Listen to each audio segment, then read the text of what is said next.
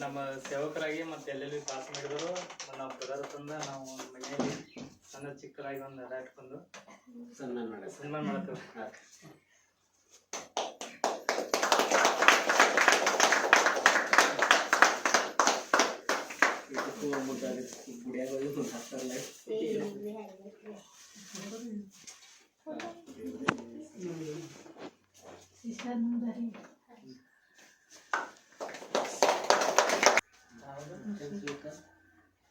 ಯಾರು ಹೇಳಿದ್ರು ನಿಮಗಿದೆಲ್ಲ?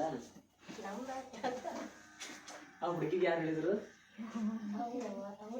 ಅವ್ರಿಗೆ ಹೆಂಗ್ ಗೊತ್ತ್ರಿ? ಅಲ್ಲಿ ನಿಮಗೆ ಹೆಂಗ್ ಗೊತ್ತ್ರಿ?